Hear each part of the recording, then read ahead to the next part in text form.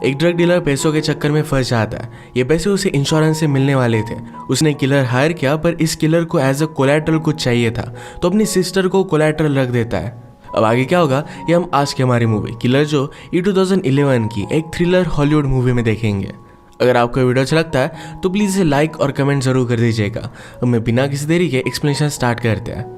Movie start होती है और हम हमारा मेन कैरेक्टर जिसका नाम है क्रिस, ये बहुत ही ज़्यादा डरा हुआ घर पर आता देख सकते हैं। बाहर बारिश चल रही थी और उसके मदर ने उसे घर से बाहर निकाल दिया था, तो अपने फादर के पास वो आ गया। उसके फादर ने शार्ला नाम की लड़की से शादी कर ली थी। क्रिस की सिस्टर डॉटी भी इनके साथ ही रहती है। शार्ला पूछती है क्या तुम्हारी मदर ने फिर से तुम्हें घर से बाहर निकाल दिया। फादर कहते हैं कि क्या तुमने उसे फिर से मारा। क्रिस कहता है कि मैंने सिर्फ उसे पुश किया था। क्रिस अपने फादर एंसल से कहता है कि जल्दी से पैंट पहनो, हमें बाहर जाना है, एक प्राइवेट चीज़ पर मुझे आपसे बात करनी है। बाहर जाकर उसने कहा कि मुझे $6000 की ज़रूरत है। अगर उसने वो पैसे पे नहीं किए तो उसका बॉस उसे मार डालेंगे। एक्चुअल में क्रिस ड्रग डीलर था। एंसल ने कभी भी इतने पैसे देखे नहीं थे, तो उसे वो हेल्प नहीं कर सकते। क्रिस कहता है कि मुझे सिर्फ $1000 दे दो, बाकी का मैं इंतज़ाम कर लूँगा। पर इतने भी पैसे एंसल के पास नहीं थे। एंसल उससे पूछता है कि एक्चुअल में हुआ क्या था। क्रिस ने कहा कि मेरे पास ड्रग्स थे और मदर ने वो चोरी कर लिया। मदर और उसके बॉयफ्रेंड ने मिलकर इसे सेल कर दिया था। अब जितने पैसे अपने बॉस को उसे देने थे उतने उसके पास नहीं थे। इसी वजह से अपनी मदर के साथ उसका झगड़ा हुआ था। मदर के बॉयफ्रेंड का नाम है रेक्स। क्रिस अपने फादर से कहता है कि अगर आपको $15,000 मिल सके तो आप क्या करोगे। एंसल ने कहा कि मैं कुछ भी सेल नहीं करने वाला। क्रिस कहता है कि मैं एक पुलिस ऑफिसर को जानता हूँ जिसका नाम है जो। ये अपने फ्री टाइम में लोगों को मारने का कॉन्ट्रैक्ट लेता है। वो खुद पुलिस ऑफिसर है, तो इस वजह से उस पर कोई भी शक नहीं करता। मदर के नाम पर एक पॉलिसी है जिसकी वर्थ $50,000 है। इसकी नॉमिनी डॉटी है, क्रिस की सिस्टर। अगर वो मदर को मार डालते हैं तो पैसे उनके हो जाएंगे।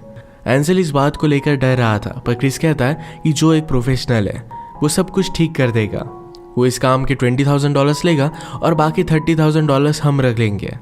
एंसल ने कहा कि पैसों के 4 हिस्से पड़ेंगे, डॉटी, तुम्हारी स्टेप मदर, तुम और मैं।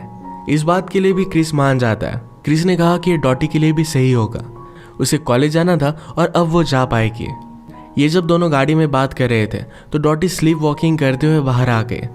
वो थोड़ी सी एबनॉर्मल टाइप थी और अब तक उसका कोई भी बॉयफ्रेंड नहीं था। सब उसके लिए परेशान थे।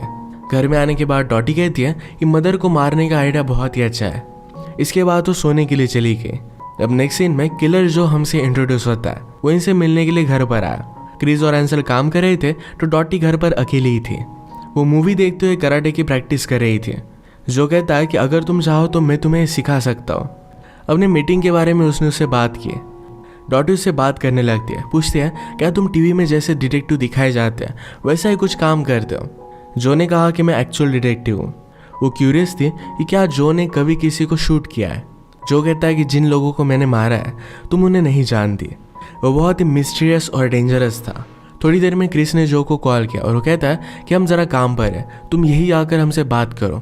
वहाँ पर पीछे एक शांत जगह थी जहाँ पर वो बात कर सकते थे। क्रिस कहता है कि मेरी मदर को मारना बहुत ही ज़रूरी है, पर ये काम मैं नहीं कर सकता। जो कहता है कि मुझे इन सब बातों में कोई भी इंटरेस्ट नहीं है, हम काम की बात करते हैं। मैं जो भी काम करूँगा इसके मुझे $25,000 लगेंगे। क्रिस ने सिर्फ 20,000 बोले थे, तो एंसल को थोड़ी प्रॉब्लम थी, पर फिर भी इस बात के लिए मान जाते हैं। जो कहता है कि मुझे सारे पैसे एडवांस में चाहिए। तुम्हारी मदर का मुझे पूरा शेड्यूल दोगे और उसी के हिसाब से मैं उसे मार डालूंगा। इस काम में मेरे कुछ रूल्स हैं। अगर इन्वेस्टिगेशन हुई और पुलिस तुम पर शक करते हैं और इसमें अगर तुमने मेरा नाम ले लिया तो मैं सब लोगों को मार डालूंगा। वो फिर अपना एडवांस मांग रहा था। क्रिस कहता है कि मेरे पास कुछ भी एडवांस नहीं है। एक्चुअल में मदर को मारने के बाद ही पॉलिसी के पैसे हमें मिलेंगे और हम वो तुम्हें पे कर देंगे। जो कहता है कि इस तरीके से मैं काम नहीं करता। इसके बाद वो यहाँ से जाने लग जाता है और बाहर उसने डॉटी को खेलता हुआ देखा। थोड़े टाइम में उसे लाइक करने लग गया था। जो क्रिस से कहता है कि हम एक अलग डील कर सकते हैं, जब तक काम नहीं हो जाता तब तक तुम्हारी सिस्टर तुम मुझे दे दो एज अ कोलैटरल। इसके बाद वो चला गया। एंसल कहता है कि हमें उसकी क्या ज़रूरत है, हम खुद मर्डर कर लेंगे। क्रिस ने कहा कि हमसे छोटी छोटी चीज़ें सही से हो नहीं पाती और हम मर्डर क्या करेंगे। इन्होंने इस बात पर थोड़ा सा सोचा और दोनों मिलकर डॉटी को एज अ कोलैटरल रखने के लिए मान जाते हैं। इसके बाद हम शार्ला को देखते हैं। शार्ला किसी और आदमी के साथ बातें कर रही थी। आज रात उसके साथ मिलने वाली थी। शार्ला को उस आदमी के साथ अफेयर चल रहा था और उन दोनों के न्यूड फोटोज भी उसके पास थे। थोड़ी देर में शारला से मिलने के लिए डॉटी आ जाती है। शारला को भी सारे प्लान के बारे में पता था। उसे पता था कि डॉटी को एज अ कोलेट्रल रखा गया है। वो डॉटी से कहती है कि आज शाम हमारे यहाँ पर एक गेस्ट आने वाला है, उसके लिए बहुत ही अच्छे से तुम रेडी हो जाना। उसे नया ड्रेस बाय करने के लिए कुछ पैसे देती है। शारला ने पूछा कि क्या तुम्हारा कभी कोई बॉयफ्रेंड था? डॉटी ने कहा कि जब मैं स्कूल में थी तो मेरा एक बहुत ही अच्छा फ्रेंड था। हमारा प्यार एक प्योर लव था, हमने कभी भी एक दूसरे को टच नहीं किया था। थोड़ी देर में यहाँ पर एंसल भी आ गया और शारला एंसल से बात करती है। उसने कहा कि डॉटी को इन सब चीज़ों में कोई भी एक्सपीरियंस नहीं है, वो कभी भी एक्चुअल डेट पर नहीं गए, हम ऐसा कैसे कर सकते हैं। एंसल को इस बात से ज़्यादा कुछ भी फर्क नहीं पड़ा। वो फिर जाकर डॉटी के लिए एक अच्छा सा ड्रेस बाय करते हैं। ये ड्रेस डॉटी ने एंसल को दिखा और वो कहती कि मुझे इसमें अनकंफर्टेबल लग रहा है। एंसल कहता है कि लड़कों को ऐसी ही ड्रेस पसंद आती है। डॉटी ये पहनने के लिए मना करती है तो एंसल उस पर बहुत ही ज़्यादा गुस्सा हो गया। इन दोनों में झगड़ा बहुत ही बढ़ चुका था। तभी क्रिस घर पर आया। वो डॉटी को बचा लेता है। उसे कहा कि उसे जो भी कंफर्टेबल लगे यही उसे पहनना चाहिए। शाम में जो घर पर आ जाता है तो सारे लोग घर से बाहर निकल गए। इसी के पैरेलल में हम देखते हैं कि शारला का जिस आदमी के साथ अफेयर चल रहा था आज जरा तो उसके साथ एक मोटेल में मिली। जो के आने के बाद डॉटी अपने रूम में जाकर रो रही थी। उससे कहती है कि मैं बाहर नहीं आना चाहती। जो कहता है कि तुम्हें अपना जितना टाइम चाहिए उतना तुम ले सकते हो। उसे कंफर्टेबल फील कराने के लिए उसे एक स्टोरी सुनाता है। ये सुनने के बाद चेंज कर वो बाहर आ गए। जो ने डॉटी के लिए कुछ फ्लावर्स लाए थे जो उसे बहुत पसंद आते हैं।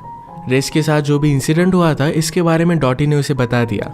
जो कहता है कि मैं तुम्हें उस ड्रेस में देखना चाहता हूँ। इस बात को इग्नोर करती है। जो ने पूछा क्या तुम मुझ पर ट्रस्ट करते हो? डॉटी ने कहा कि नहीं करती। जो कहता है कि ये भी बात सही है। इसके बाद ये दोनों अपना डिनर स्टार्ट करते हैं। डॉटी पूछती है कि तुम मेरी मदर को कैसे मारोगे? जो ने कहा कि डिनर के वक्त हमें इन सब चीज़ों को लेकर बात नहीं करनी चाहिए। डॉटी कहती है मैं मेरी फैमिली में सिर्फ अपने ब्रदर से ही प्यार करती हूँ। जब मदर और फादर का डिवोर्स हुआ था तो उसने मुझे बहुत सपोर्ट किया था। एक रात वो मेरे पास आकर सो गया था और उस रात के बारे में हमने कभी भी बात नहीं की। जो इन सब बातों को स्टॉप करता है और कहता है कि जाओ और जाकर वो ड्रेस पहन कर आओ। वो रूम में जा रही थी तो उसने उसके सामने ड्रेस पहनने के लिए कहा। इसके बाद वो उसके साथ इंटीमेट हो जाता है। अगले दिन हम देखते हैं कि क्रिस के पास $1000 थे। ये सारी मैच उन $1000 की वजह से स्टार्ट हुई थी। ये पैसे लेकर वो घोड़ों की रेस में लगा देता है। वो कुछ पैसे कमाना चाहता था ताकि अपनी सिस्टर को जो से वो छुड़ा ले। ये रेस भी वो हार जाता है। जैसे वो बाहर निकला तभी उसके बॉस के आदमी उसका पीछा करने लग गया। वहाँ से भागने की बहुत कोशिश करता है। अलग अलग जगह पर वो छुपा पर फाइनली उसे वो ढूंढ ही लेते हैं। उसका बॉस उसके पास आ गया। वो उसे कहता है कि लास्ट संडे पर हमारे यहाँ पर पार्टी थी, तुम आए क्यों नहीं? मेरी डॉटर तुम्हारा वेट कर रही थी। बॉस क्रिस के साथ बहुत ही फ्रेंडली था पर जब वो वहाँ से चला जाता है तो बॉस के आदमी क्रिस को बहुत मारते हैं। ऐसी बुरी हालत में रात में क्रिस घर पर आया। सब मिलकर उसका ख्याल रखते हैं। अगले दिन क्रिस जो से मिलने के लिए आता है। उसने पूछा तुम मेरी मदर को मार नहीं रहे और मेरी सिस्टर का फ़ायदा उठा रहे हो। जो कहता है कि अगर तुम चाहते हो कि ये काम मैं ना करूँ तो मैं यहाँ से चला जाऊँगा। वैसे भी आज रात में तुम्हारी मदर को मारने वाला था। क्रिस कहता है कि तुम कभी भी काम करो पर मेरी सिस्टर को छोड़ दो। जो ने कहा कि जब तक मुझे पैसे नहीं मिल जाते तब तक मैं यहाँ से नहीं जाने वाला। अगर तुम एक काम मुझसे नहीं करवाना चाहते तो अभी बोल दो। पर क्रिस कुछ भी बोल नहीं पाता। उसे भी इन पैसों की बहुत ज़्यादा ज़रूरत थी। पूरे दिन क्रिस इन सब बातों के बारे में बहुत सोचता है और रात में वो जो के पास आ गया। उसे कहता है कि अब ये काम मत करो। जो कहता है कि मेरे साथ चलो। क्रिस ने जो भी डॉटी के साथ किया था इस बात को लेकर उसे बहुत ही ज़्यादा बुरा लग रहा था। वो कहता है कि मुझे अब इन सब चीज़ों से दूर चले जाना चाहिए। जो उससे ज़्यादा कुछ बात नहीं करता और क्रिस की मदर जहाँ पर काम करती थी वहीं पर उसे वो लेकर आता है।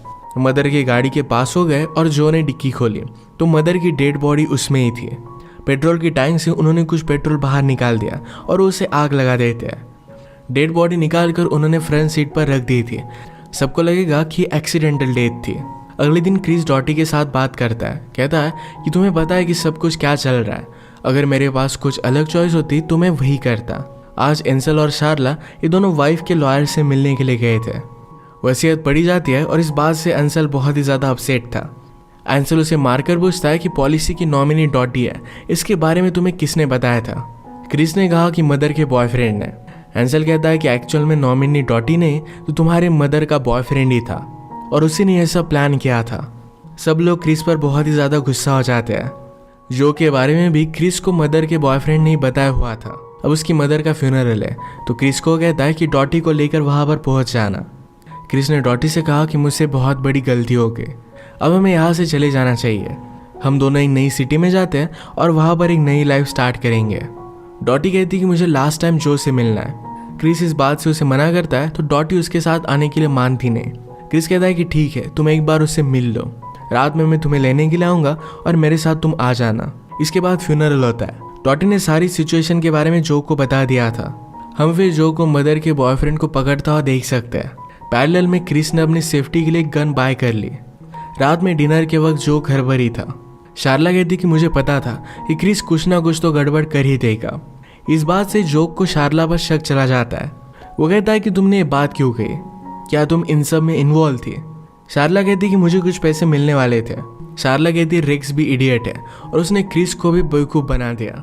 रेक्स मदर के बॉयफ्रेंड का नाम था, तो जो को लगता है कि इन सब के बारे में शार्ला को कुछ ना कुछ तो पता था। उसने शार्ला से कहा कि अगर तुम्हें पता था कि क्रिस सब कुछ गड़बड़ कर सकता है, तुमने हम सब को रोकने की क्यों नहीं कोशिश की? इन सब में तुम भी रिस्पॉन्सिबल हो, क्योंकि तुम्हें भी पैसे मिलने वाले थे। मुझे तुम लोग $25,000 दे देते और बाकी के पैसे रख लेते।